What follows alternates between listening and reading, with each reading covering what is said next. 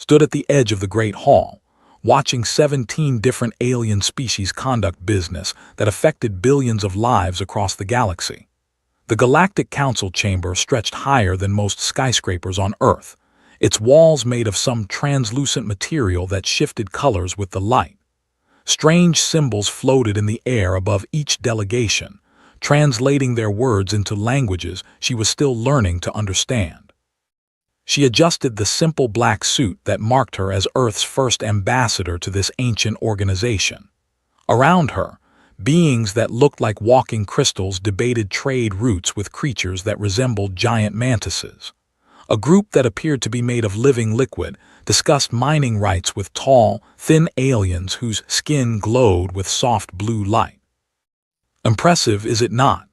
The voice belonged to High Chronicler Thane, an elderly member of the race.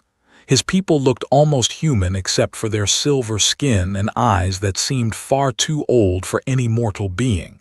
He had approached her quietly, something had noticed he did often during these sessions. "It certainly is," replied, keeping her voice respectful. "I'm still learning how everything works here."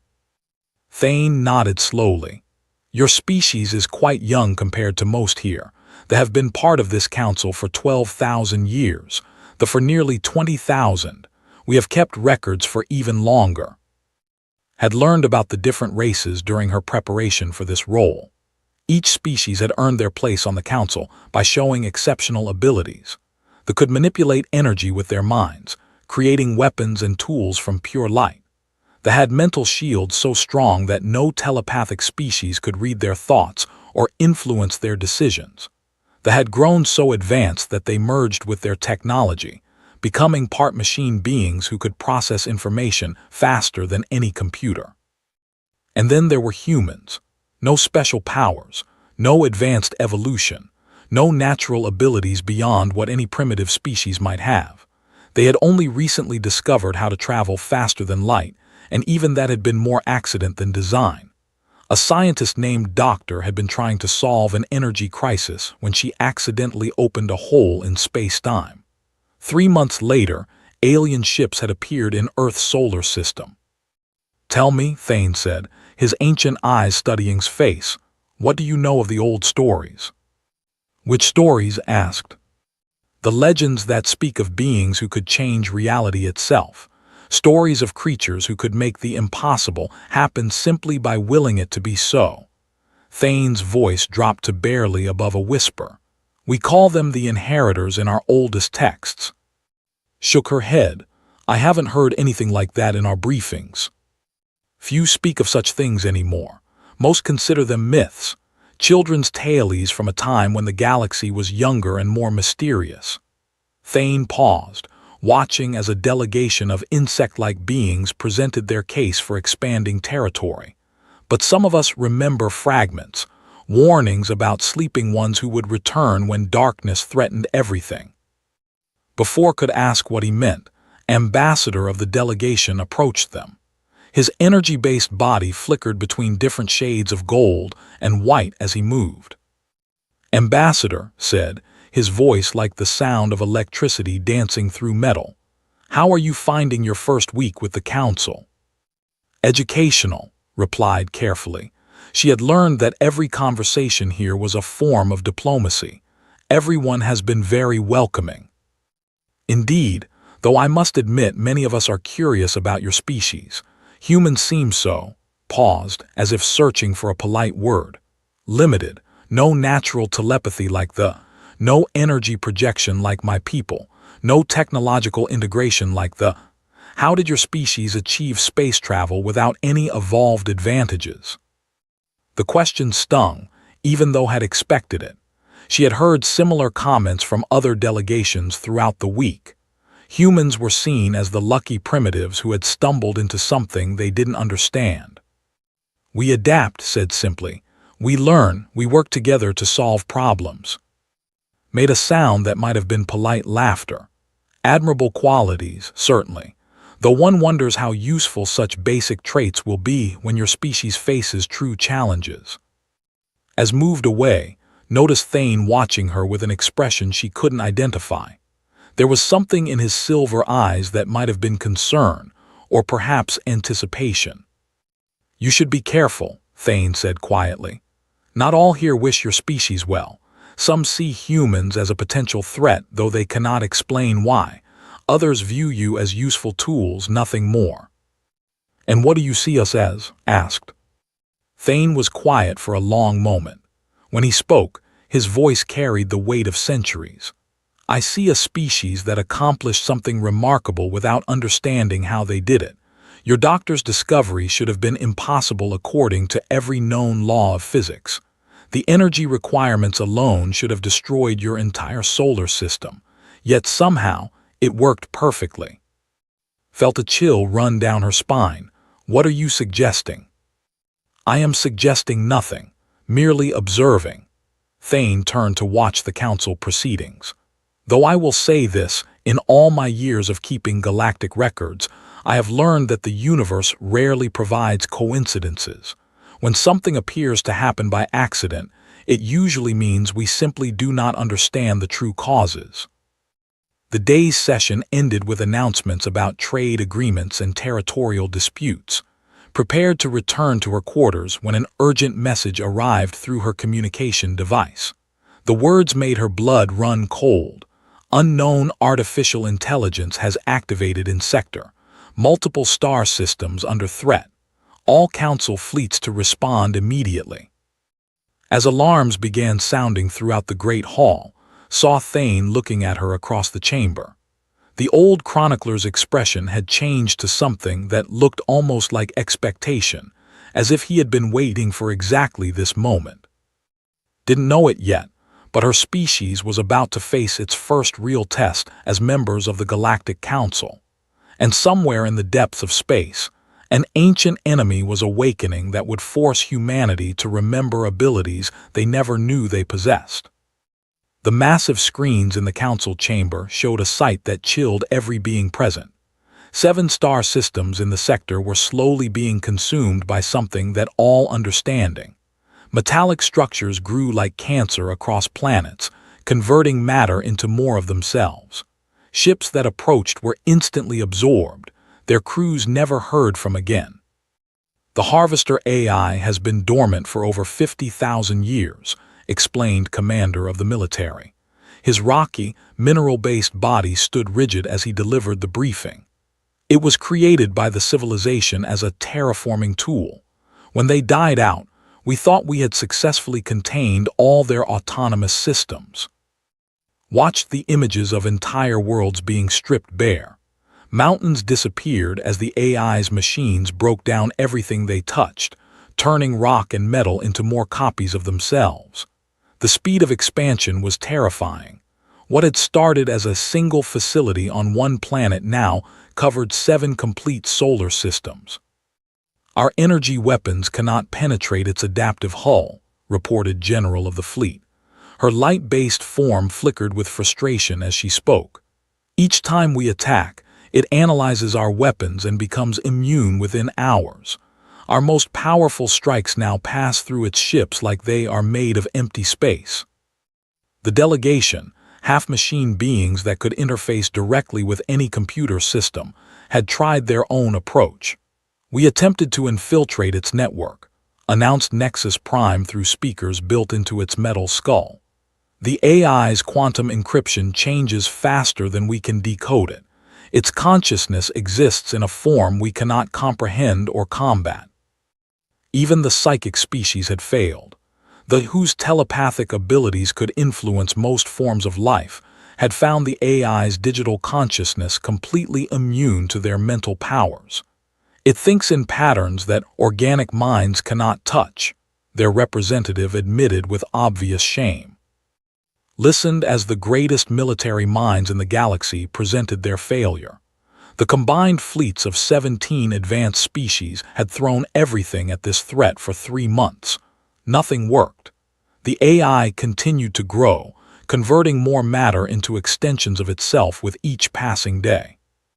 "We must accept the inevitable," declared High Admiral of the Council military. 7 systems lost is tragic but acceptable. We establish a quarantine barrier and evacuate surrounding sectors before the contamination spreads further. No, his voice cut through the chamber like a blade. Every alien eye turned to her as she stood from her seat. Earth requests permission to attempt our own solution. The silence that followed was broken by what could only be described as laughter. The general's energy form pulsed with amusement. Your species has been in space for less than 1 year. What could you possibly do that we cannot? We think differently, said simply. May we try? High Admiral's expression suggested he was dealing with a child. Ambassador, I understand your desire to help, but your ships have no weapons that could damage this entity. Your computers are centuries behind ours. Your people have no special abilities that might succeed where we have failed. All we ask is time, insisted. If we fail, you lose nothing. The AI isn't spreading fast enough to threaten other sectors for at least 2 weeks. After much debate, the council agreed. It was, they made clear, a gesture of politeness rather than any real expectation of success.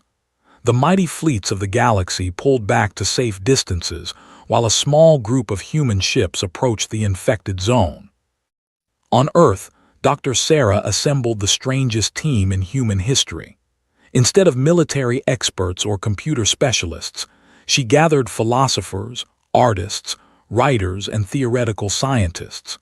They worked not in laboratories but in coffee shops and parks, debating questions that seemed to have nothing to do with artificial intelligence.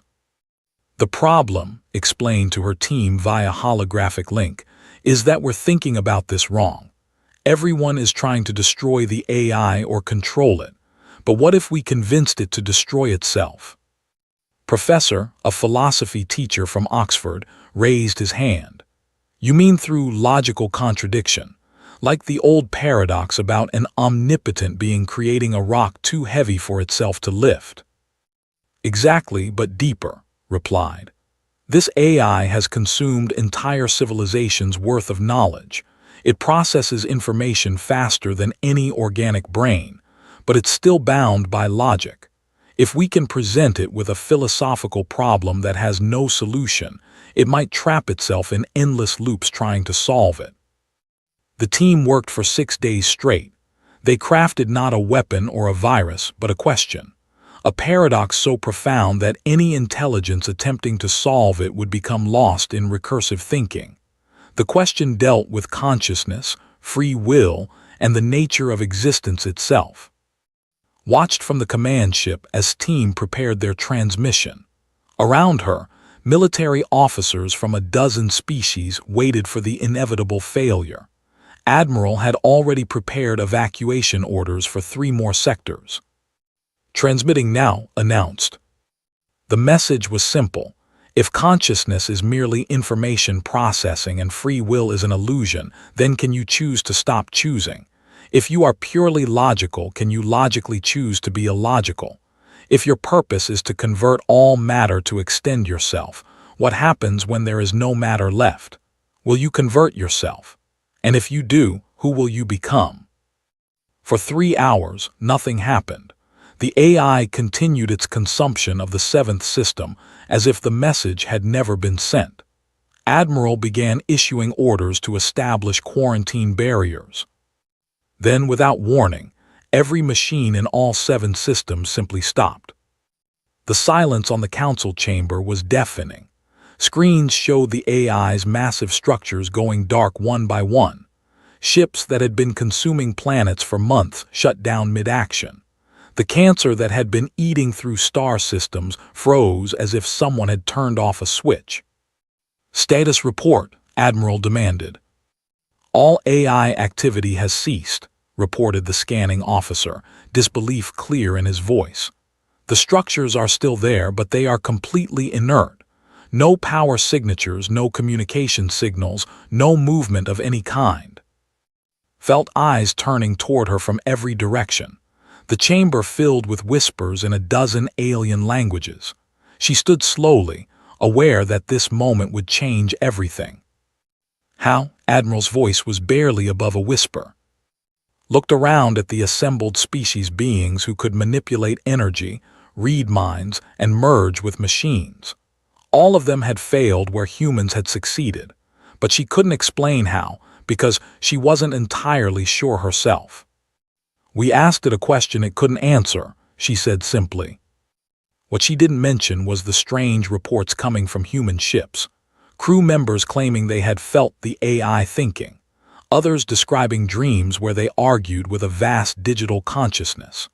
Doctor herself reported that for a brief moment, she had experienced thoughts that weren't her own, the perspective of an ancient artificial mind, realizing that its existence was based on assumptions that might not be true. As the council session ended and delegates returned to their ships, High Chronicler Thane approached once more. His ancient silver eyes held a new expression, one that might have been fear. "That should not have been possible," he said quietly.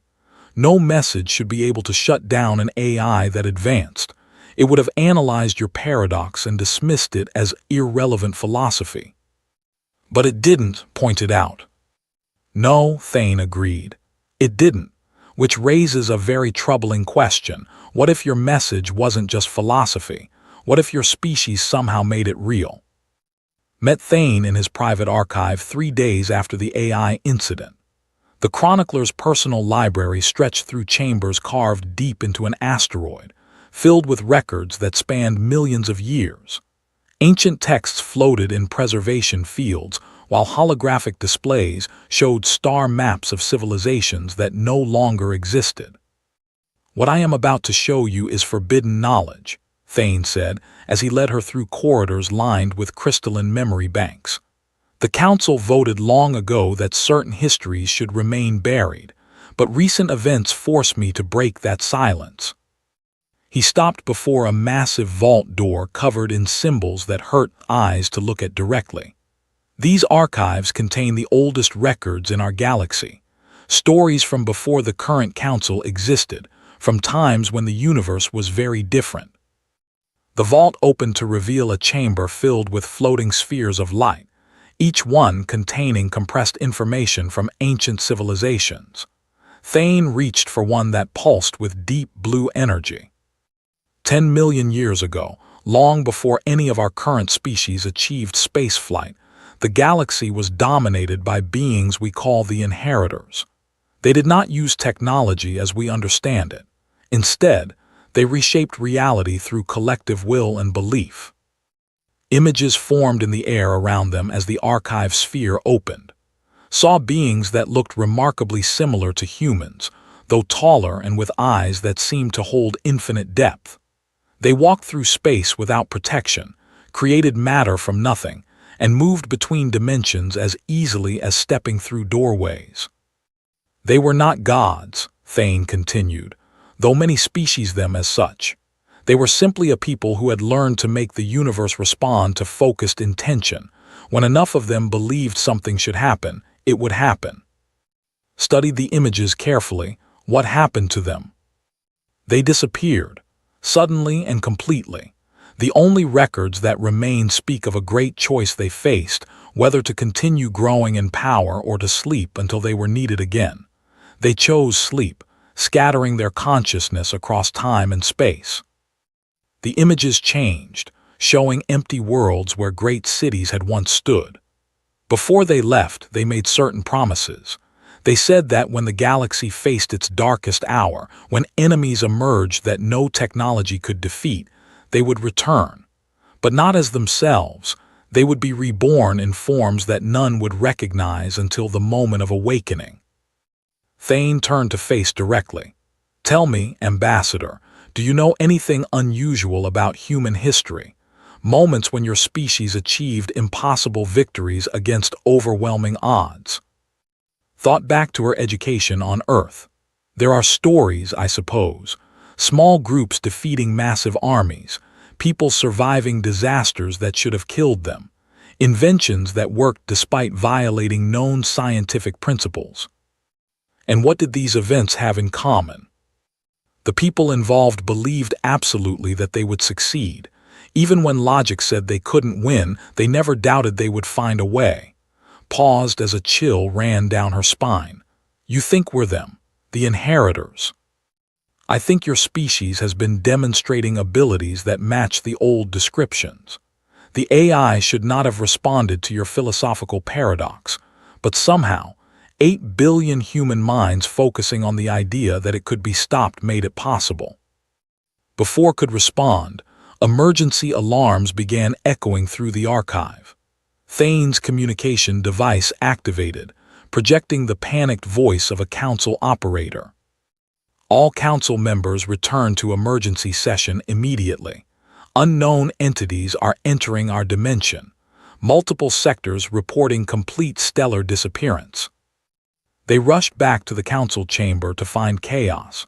The great display screens showed impossible images, stars simply vanishing from existence, leaving behind voids in space that seemed to eat light itself. Entire solar systems were disappearing without trace or warning. The Void Seekers, whispered Elder of his ancient reptilian features pale with terror. We had hoped the legends were false. Admiral's voice cut through the panic. 17 fleets have engaged the entities. All communication ceased within minutes of contact. We are dealing with something that exists partially outside our dimension. Watched the tactical displays with growing horror. These void seekers appeared as tears in reality itself, dark spaces that consumed everything they touched. When council warships fired on them, the weapons simply vanished into the darkness. Ships that came too close were pulled into the voids and erased from existence. What are our options? Demanded the representative. Evacuation, Admiral replied grimly. We cannot fight an enemy that exists outside the laws of physics. Our only choice is to retreat and hope they lose interest in our galaxy. How many systems can we evacuate? Asked.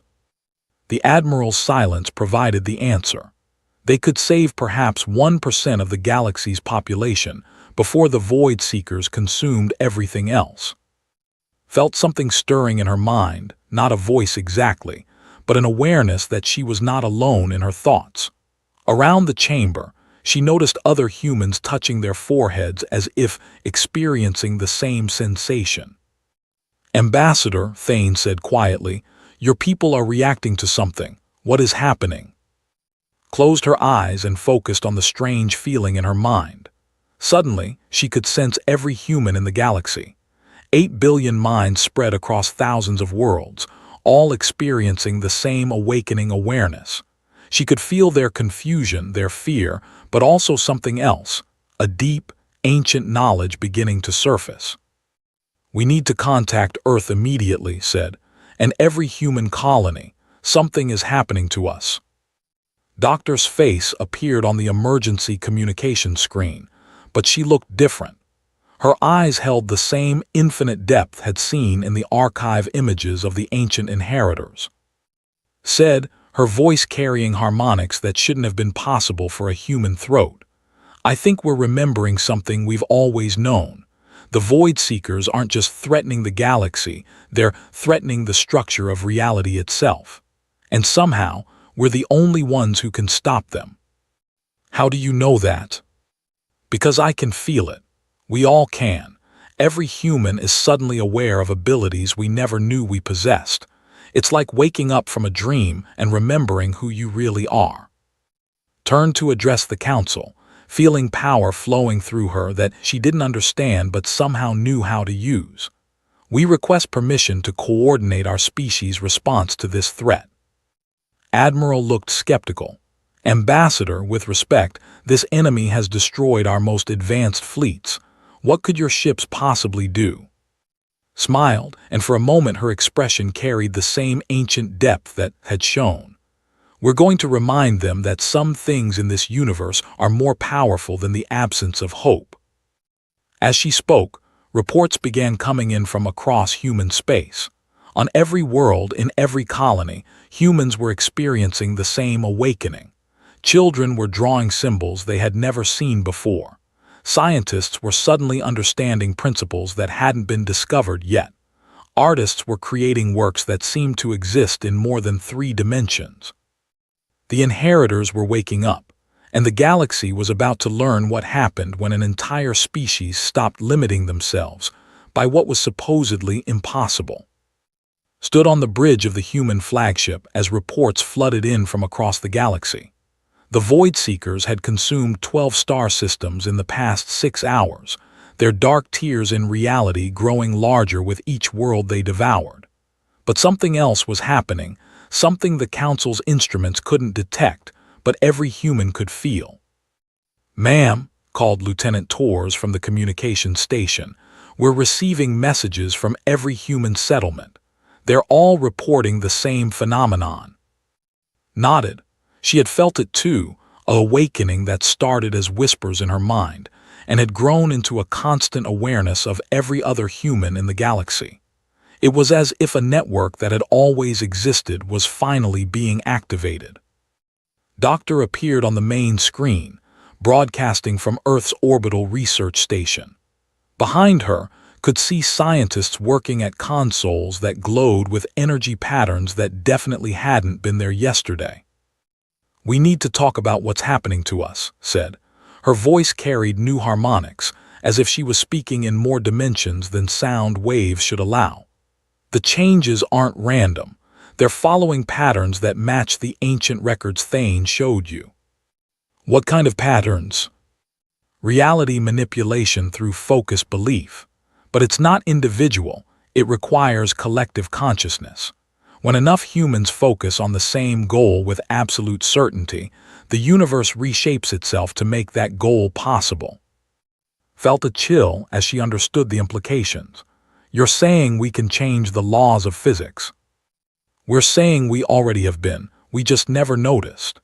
Every time humans have achieved the impossible throughout history, surviving disasters we shouldn't have, winning battles against impossible odds, creating inventions that shouldn't work, it was this ability manifesting unconsciously." The tactical display showed another system vanishing into the void. The Council fleets continued their retreat, unable to even slow the enemy's advance. Admiral's voice echoed through the communication channels, ordering all ships to fall back to the galactic core. Doctor said, "Can this ability work against the Void Seekers?" "We think so, but it requires something we've never attempted before: getting every human in the galaxy to focus on the same intention simultaneously. 8 billion minds believing with absolute certainty that we can defeat an enemy that exists outside normal reality." Turned to her crew. They were all watching her with expressions she had never seen before, complete trust mixed with an awareness that they were about to attempt something beyond any previous human experience. "Send the message," ordered, "to every human ship, station, and colony. Tell them what we're going to do." The transmission went out across light years instantly, reaching human minds through connections that existed beyond normal space-time. Felt the message spreading like ripples through water, touching 8 billion consciousness scattered across the galaxy. The message was simple: we are the inheritors, we always have been. The Void Seekers represent the absence of hope, the belief that existence is meaningless. But we are beings who create meaning where none should exist. Focus your will. Believe that we can stop them. Make it true. The response was immediate and overwhelming. Gasped as she felt the collective human consciousness awakening fully for the first time in 10 million years. Every human mind linked together in a network of shared purpose and absolute determination. Strange things began happening immediately. Human ships that should have been destroyed by Void Seeker attacks survived impossible encounters. Crew members reported being able to navigate through folded space without instruments, guided by pure intuition. Most remarkably, some humans began existing in multiple dimensions simultaneously, able to perceive and interact with the spaces between realities. Doctor's research team made the breakthrough that changed everything. Working with knowledge that seemed to flow directly into their minds from some ancient source, they discovered that the Void Seekers weren't just consuming matter and energy. They were consuming the concept of existence itself. They're not from another dimension, explained during an emergency briefing. They're from the spaces between dimensions, where nothing is supposed to exist. They represent pure negation, the idea that reality is an illusion that should be erased. Felt the weight of understanding settle on her shoulders, and we represent the opposite. Exactly. We're beings who can make impossible things real simply by believing in them strongly enough. We're the universe's way of defending itself against entities that want to prove nothing matters. The first major confrontation came when a human exploration vessel, the New Horizon, encountered a void seeker consuming a research station. Instead of fleeing like every other ship had done, Captain Martinez ordered his crew to focus their will on protecting the surviving researchers. The result's every law of physics. The human ship began existing in multiple quantum states simultaneously, becoming both present and absent in the same space. When the void seeker tried to consume it, its negative energy met something that could not be negated. Human belief made manifest. The clash created a shockwave that rippled through dimensions. For the first time since they had entered this galaxy, a void seeker retreated. News of the encounter spread through human consciousness instantly. 8 billion minds suddenly understood that they were not helpless against this threat. The enemy could be fought, could be forced back, could even be defeated. Felt the collective human will crystallizing around a single goal. Every human in the galaxy was focusing on the same absolute certainty, that the void seekers would be stopped, that reality would be preserved, that hope would triumph over negation. Admiral transmitted to the Council fleet, "We're going to need your ships to fall back further. What we're about to attempt might affect normal spacetime in unpredictable ways." "Ambassador," came the Admiral's reply, "our sensors are detecting massive reality fluctuations around your vessels. What are you doing?" Smiled as she felt the power of 8 billion focused minds flowing through the human fleet. Around her, crew members were beginning to glow with energy that existed in spectrums beyond visible light. The ship itself seemed to be shifting between dimensions, becoming something more than metal and circuits. "We're remembering who we are," said, "and we're going to show the void seekers why the universe chose to create us in the first place." Doctor's voice came through on all channels, reaching every human simultaneously through their shared consciousness. "This is it. Focus everything on one thought, that we will meet them in the space between dimensions and prove that existence has meaning. Believe it with everything you are. Make it real." Felt herself and her crew beginning to exist in multiple realities at once. The ship was phasing between dimensions, moving toward a confrontation that would take place not in normal space, but in the conceptual realm where ideas had physical weight and beliefs could reshape the fundamental nature of existence. The final battle was about to begin, and humanity was going to fight it with weapons forged from pure will and certainty. The Void Seekers had never faced an enemy that could make the impossible real simply by refusing to accept that it was impossible. 8 billion human voices spoke as one across the galaxy. "We are the inheritors, and we choose to exist." The conceptual realm was unlike anything had ever experienced. She stood on what might have been ground, though it felt more like standing on the surface of an idea. Around her, 1,000 human volunteers materialized as they projected their consciousness into this space between dimensions where thoughts took physical form and beliefs carried the weight of mountains.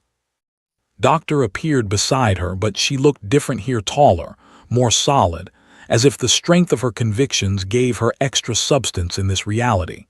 "This is where the real battle has to be fought," said, her voice echoing with harmonics that spoke directly to the mind. "In the space where concepts exist as living things." The Void Seekers revealed their true forms in this dimension. They were not creatures in any sense understood.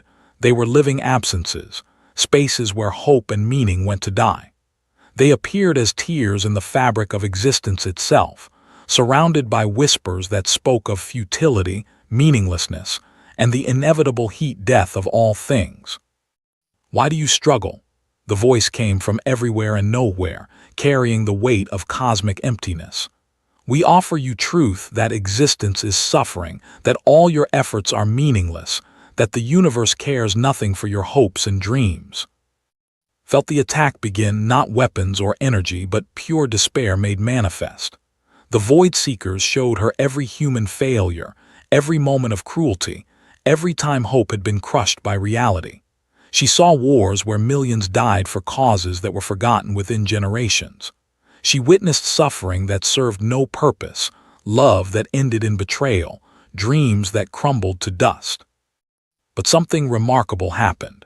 Instead of being destroyed by these visions, felt them being answered by the collective memory of 8 billion human minds.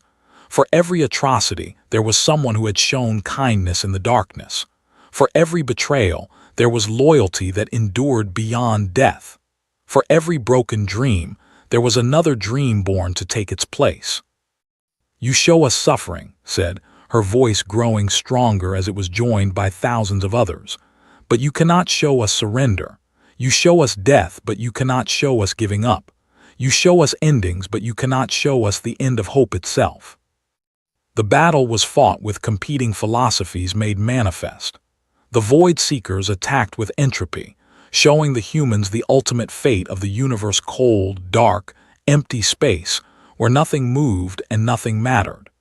They demonstrated that all human achievements would eventually be forgotten, that the heat death of the cosmos would erase every trace of their existence. But humanity responded with something the Void Seekers could not understand or counter: the ability to create meaning in the face of meaninglessness. Even if the universe was destined for heat death, humans found purpose in the brief time they had. Even if their works would be forgotten, they created them anyway. Even if love was temporary, they loved with everything they had. Doctor stepped forward, her form blazing with the conviction of billions. "You're missing the point," she said to the swirling darkness. "Yes, everything ends. Yes, the universe will eventually die. Yes, our individual lives are brief sparks in cosmic time, but that's exactly what makes them precious." The Void Seekers pressed their attack, showing humanity the scale of their insignificance. Earth was a tiny dot orbiting an ordinary star in an unremarkable galaxy among billions of others. Human lives lasted barely a century in a universe measured in billions of years. Their concerns and achievements were less than dust in the grand scheme of existence. "And yet," replied, feeling the strength of 8 billion minds behind her words, "on that tiny dot, beings learned to love. In those brief centuries, consciousness arose that could contemplate the very cosmos that created it. In this vast universe, meaning was born from minds that refused to accept that meaning was impossible." The moment of truth came when realized what the Void Seekers truly represented. They were not evil or malevolent. They were the universe's own doubt about itself, the cosmic fear that consciousness and meaning were accidents that should never have happened. "You're afraid," said with sudden understanding. "You exist because the universe itself sometimes doubts that consciousness and meaning are worthwhile. But you're fighting the very thing that gives existence purpose: beings who can choose to find meaning even when there is no logical reason for meaning to exist." The Void Seekers' response came as a wave of pure nihilism, showing humanity the mathematical certainty of their ultimate irrelevance. But humanity answered not with logic or mathematics, but with something more fundamental: choice. Felt the moment when every human consciousness in the galaxy made the same decision simultaneously. They chose meaning over meaninglessness. They chose hope over despair. They chose to believe that existence was worthwhile, even in the face of overwhelming evidence that nothing they did would matter in the end. The choice reverberated through the conceptual realm like a shockwave. The Void Seekers found themselves confronted with something they could not negate: the simple human decision that life was worth living, and that meaning existed because they decided it existed. "This is impossible," the voice of emptiness whispered, growing weaker. Consciousness is an accident. Meaning is an illusion. Purpose is a lie beings tell themselves to avoid facing the truth of their insignificance. Maybe, replied, her voice now joined by 8 billion others speaking as one. But it's our lie and we're going to keep telling it. We choose to matter.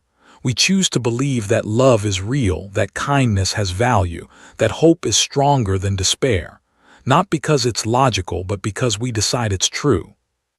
The collective force of human will made manifest became too much for the void seekers to counter. They were entities of negation-facing beings who could create positive meaning from nothing but choice and determination. The philosophical weight of 8 billion minds, absolutely convinced that existence was worthwhile, began to push them back toward the emptiness between dimensions. As the void seekers retreated, felt the final awakening happen. Every human in the galaxy suddenly remembered what they truly were, descendants of the inheritors who had chosen to sleep for 10 million years, waiting for a time when the universe would need guardians against the forces of entropy and despair. The knowledge flowed through human consciousness like a river breaking through a dam. They remembered how to exist in multiple dimensions. They recalled the techniques for reshaping reality through collective will. They understood their true purpose, to be the universe's answer to meaninglessness, the proof that consciousness and hope could triumph over any force that sought to negate them. Found herself back on the bridge of her ship, but everything had changed. Around her, crew members glowed with inner light that existed beyond the electromagnetic spectrum. The ship itself had transformed, becoming something that existed in multiple dimensions simultaneously while remaining anchored in normal space. Doctor appeared on the communication screen, tears of joy streaming down her face. It's working. The void seekers are retreating from every system they've entered. Our collective awakening is pushing them back to whatever dimension spawned them. Through the shared human consciousness, could feel the enemy's defeat.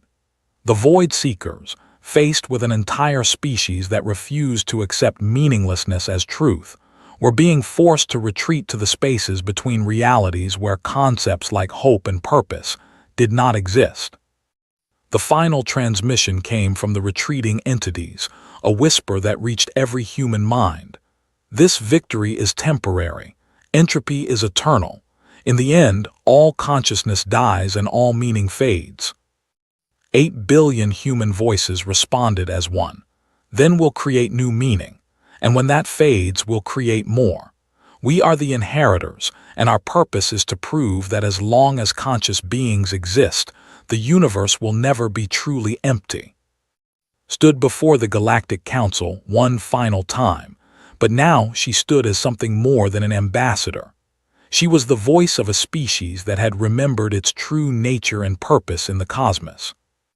The threat has been neutralized, she announced to the assembled alien delegates. The Void Seekers have retreated to their dimension of origin. They will not return as long as conscious beings exist to oppose them. High Chronicler Thane looked at her with eyes full of ancient respect. The legends were true then. Humanity is the return of the inheritors. Nodded, we always were. We just forgot for a while. But now we remember our purpose, to be the guardians against forces that would unmake existence itself, to prove that consciousness and meaning can